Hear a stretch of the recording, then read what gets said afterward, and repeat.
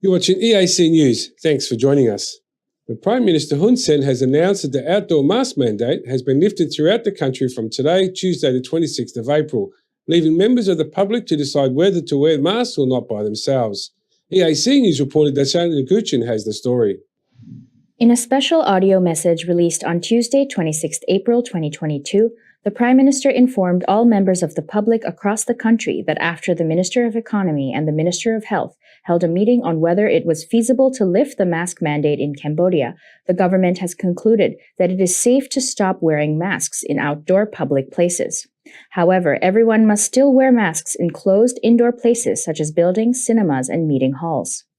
The Prime Minister said that this is to help reduce the extra costs of having to buy masks, which is a huge extra expense for many. At the same time, he encourages people to continue monitoring their own health and to do rapid tests when in doubt. He further ordered the Ministry of Health and other relevant institutions to continue monitoring the situation and be ready to respond quickly after the mask mandate is lifted. ខ្ញុំប្រកាសណាខ្ញុំសង្ឃឹមថាការដកម៉ាស់ចេញនឹងបង្កើតបរិយាកាសសប្បាយរីកសម្រាប់បងប្អូនប្រជាពលរដ្ឋរបស់យើងហើយក៏ទាំងចូលរួមចំណែកទៅលើការសន្សំសំចៃក្នុងការប្រើប្រាស់ដោយផ្ទេរការចំណាយពីការប្រើប្រាស់ទិញម៉ាស់មកពាក់បង្វែរទៅជាការទិញម្ហូបអាហារទិញសម្លៀកបំពាក់ឲ្យកូនចៅនិងទុកសន្សំប្រាក់កាសនោះដើម្បីប្រើប្រាស់ទៅលើគោលដៅផ្សេង One day prior, during the handover ceremony of over 1 million vaccines sent by Italy on Monday, 25 April 2022, Prime Minister Hun Sen had stated his intention to lift the outdoor mask mandate to aid people's livelihoods and reduce spending on masks. During this time, he also announced the national third dose vaccination campaign.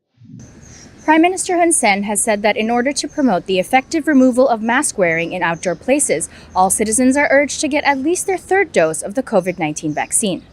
Darshana Gochan, EAC News, Phnom Penh. You're watching EAC News. Thanks for joining us. On the morning of Tuesday, the 26th of April, Prime Minister Hun Sen announced that the outdoor mask mandate has been lifted across Cambodia, meaning that the decision to wear a mask in public outdoor settings is now up to an individual's own choice. EAC News sent out a team to interview some people on the streets of Phnom Penh to see how they were feeling about these news. Many have expressed their happiness over the removal of the mask mandate, saying that they are feeling relieved because this is a help to reduce the mass cost of buying masks and also reduce the worries about accidentally violating health measures when not wearing a mask outside. EAC News reporter Deccan Nin will tell you more about it. People are happy that the government has lifted the outdoor mask mandate, but some say that wearing masks has become their habit. On Tuesday, 26th April, Prime Minister Hun Sen announced through a special voice message that mask wearing in outdoor public spaces will no longer be mandatory, so citizens could choose themselves whether they prefer to wear a mask or not while outdoors. This decision came after the Minister of Economy and the Minister of Health held a meeting on Monday, 25th of April, to deliberate whether it was feasible and safe to lift the mask mandate. ខ្ញុំប្រកាសណាខ្ញុំសង្ឃឹមថាការដកម៉ាស់ចេញនឹងបង្កើតបរិយាកាសសប្បាយរីកសម្រាប់បងប្អូនប្រជាពលរដ្ឋរបស់យើងហើយក៏ទាំងចូលរួមចំណែកទៅលើការសន្សំសំចៃក្នុងការប្រើប្រាស់ដោយផ្ទេរការចំណាយពីការប្រើប្រាស់ទិញម៉ាស់មកពាក់បង្វែរទៅជាការទិញម្ហូបអាហារទិញសម្លៀកបំពាក់ឲ្យកូនចៅនិងទុកសន្សំប្រាក់កាសនោះដើម្បីប្រើប្រាស់ទៅលើគោលដៅផ្សេង After this announcement was made, many people living in Phnom Penh have expressed their happiness and relief because it is easier to breathe without a mask. The cost of buying masks will be reduced, and because people will no longer have to worry about being accused of violating health measures when not wearing masks outdoor. When I heard the news, I was happy because it means I do not have to spend as much money buying masks every day. Every month, I'm also reduced because when I wear a mask, it is hard to breathe because I have a nose problem. I think it is a good thing because work related to tourists will increase. We'll go out for a lot because they know that they do not have to wear a mask outside anymore. So there are less problems, reduce costs, and we'll also be less afraid about going anywhere they want.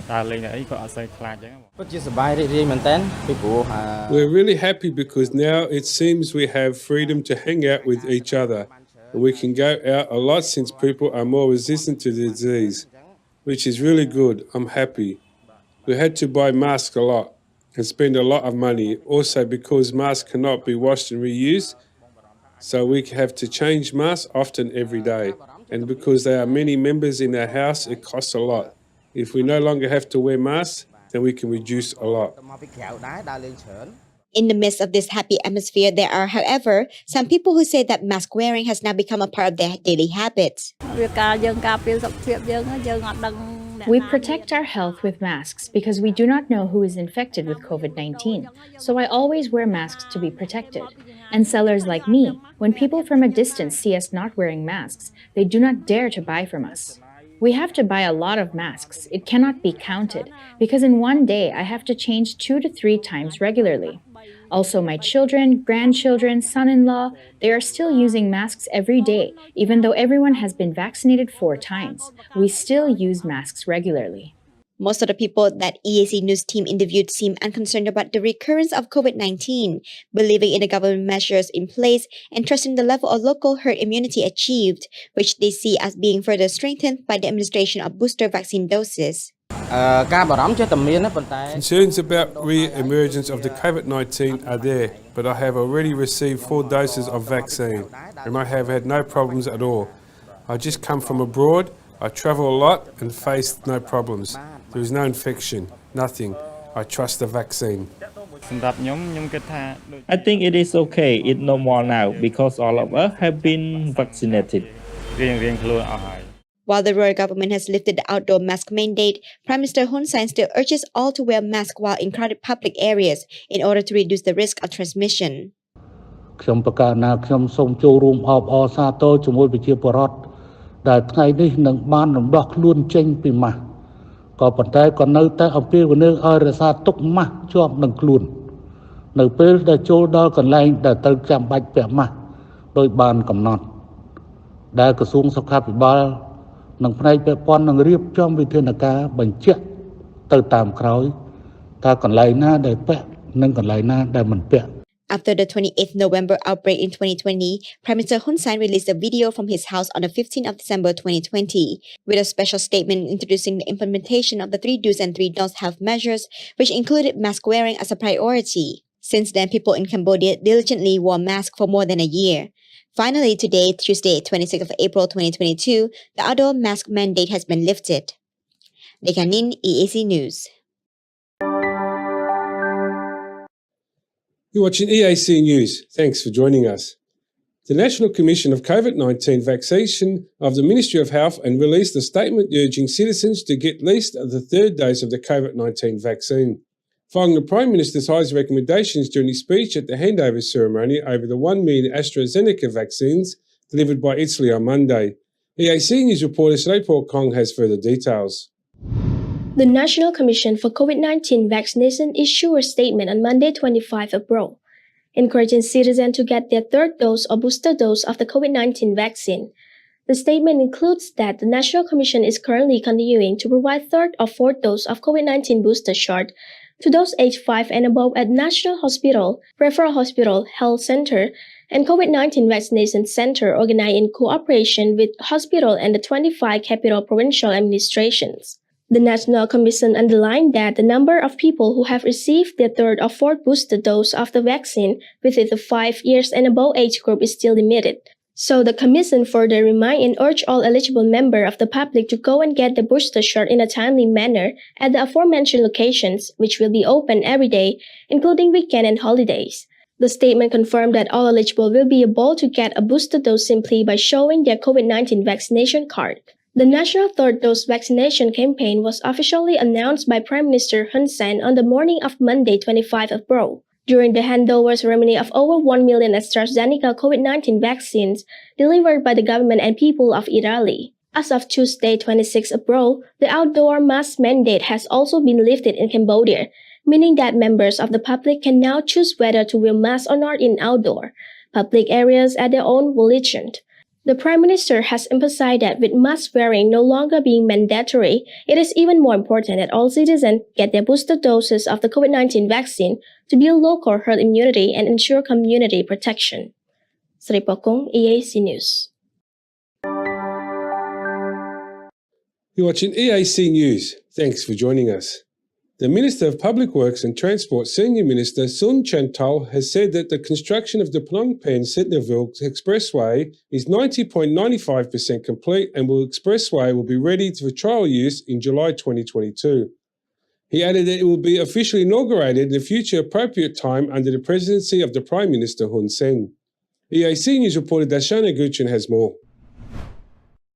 Senior Minister Sun Chantal added that this new expressway will contribute to the growth of both Phnom Penh and Sihanoukville as economic poles by making travel between the two cities faster than usual, reducing costs and travel time, and also the number of traffic accidents occurring on National Road No. 4.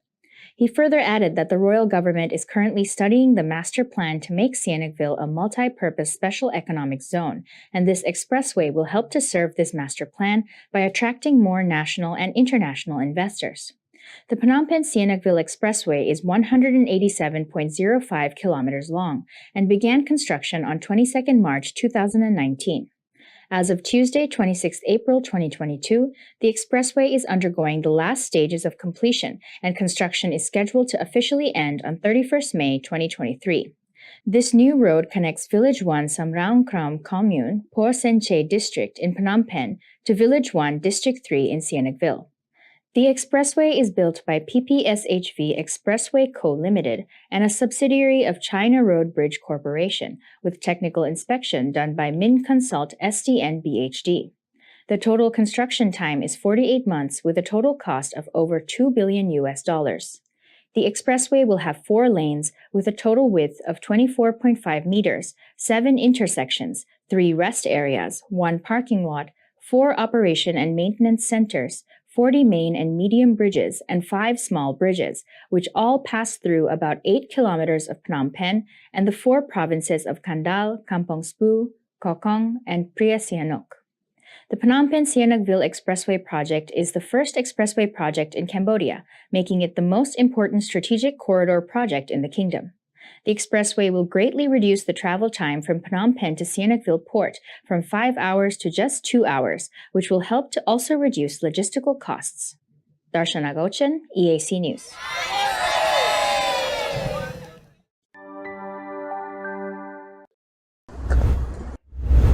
You're watching EAC News. Thanks for joining us. Cambodia has reported 2 new COVID-19 cases, neither of which were imported. There have been 23 patient recoveries and no new deaths.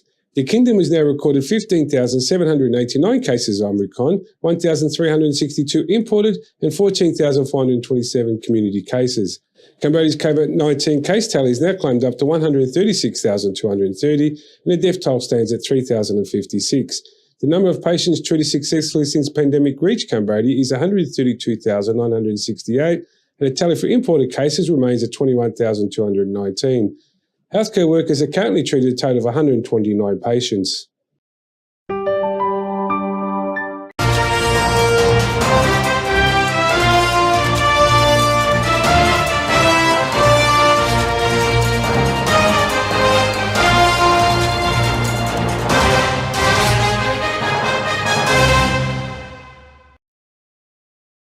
You're watching EAC News. Thanks for joining us. Now for a look at the news making international headlines this Tuesday, the 26th of April.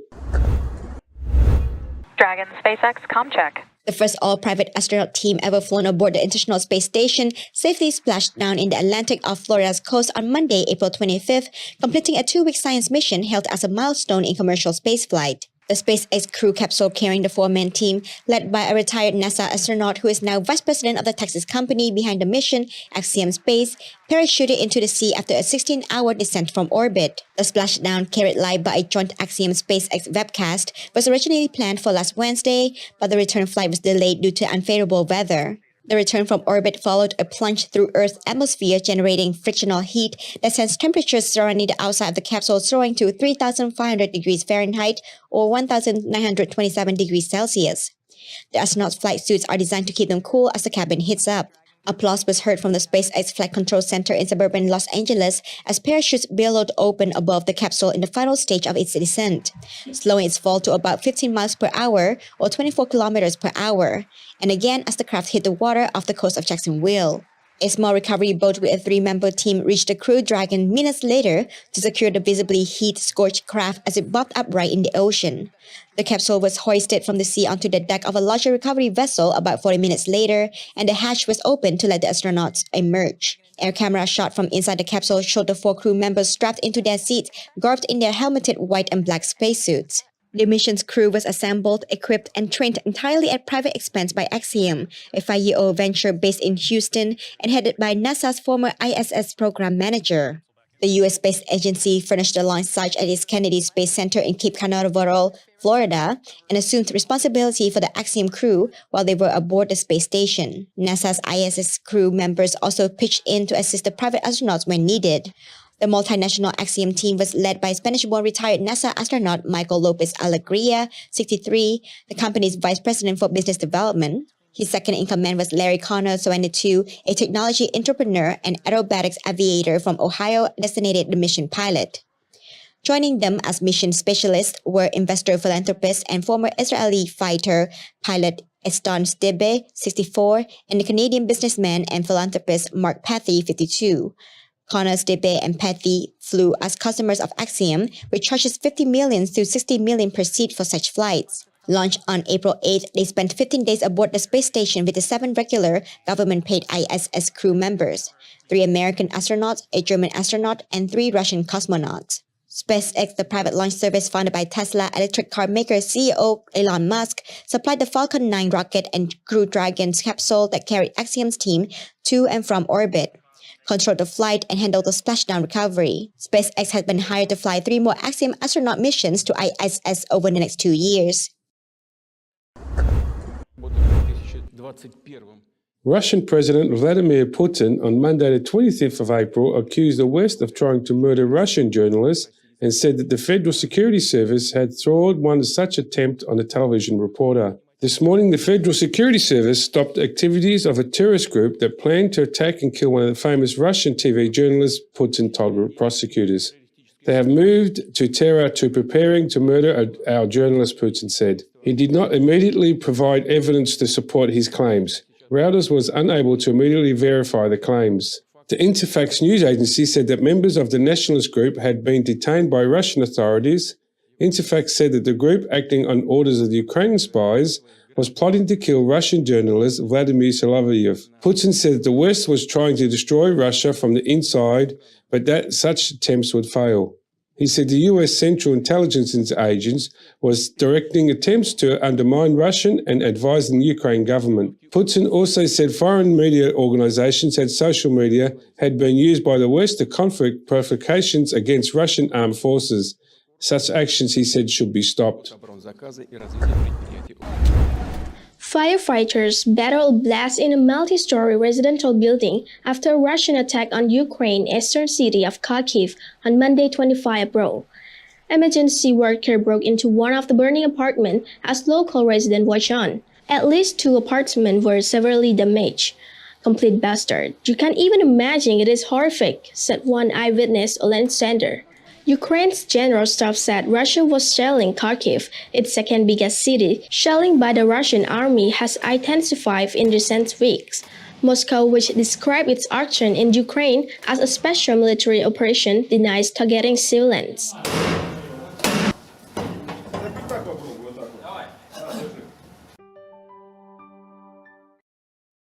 You're watching EAC News. Thanks for joining us. Twitter is set to agree on a sale to Elon Musk for around $43 billion in cash, The Price's chief executive of Telsa has called it the best final offer of a social media company. People familiar with the matter said. Human rights group on Monday raised concerns about hate speech on Twitter and the power that its takeover by Elon Musk must give the billionaire after the self-described free speech absolutist clinched a deal to take the social media platform private.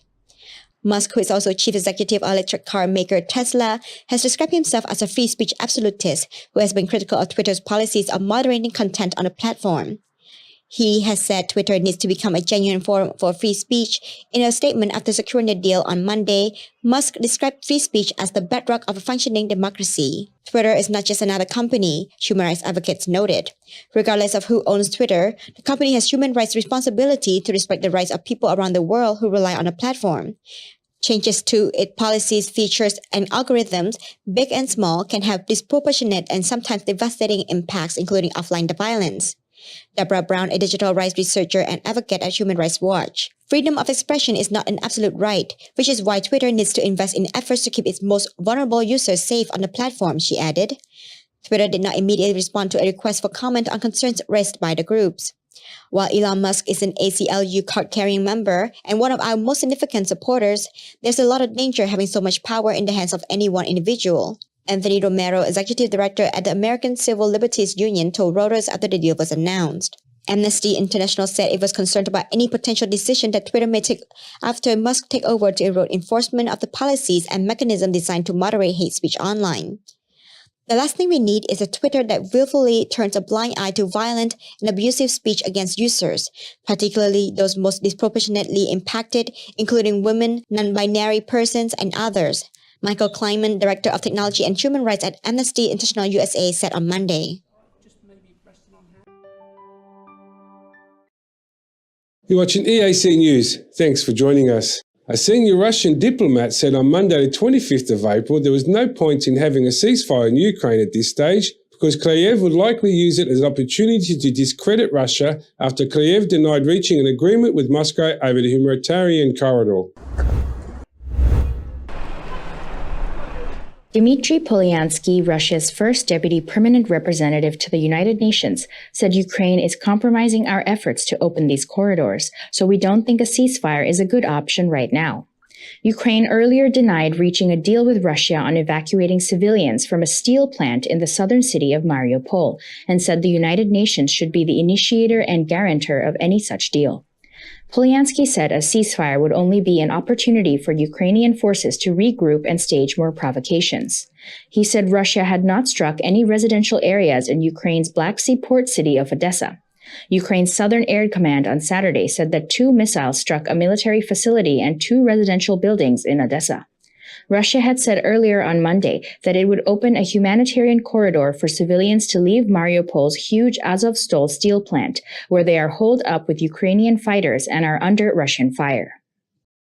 Is it time for a ceasefire? Sorry? Is it time for a ceasefire? I don't think so. If the Secretary General asks for a ceasefire, will Russia comply? I think he asked for Easter ceasefire, and Easter is over right now.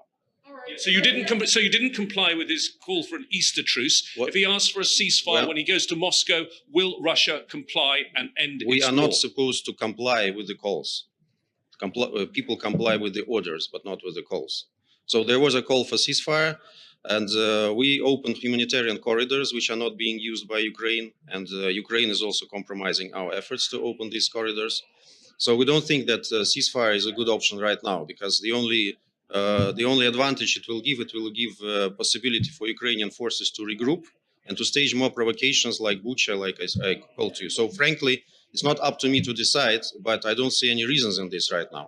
Everyone who wants to get evacuated, for example, from Mariupol, has the opportunity to do so because we opened humanitarian corridors. Today it was also opened.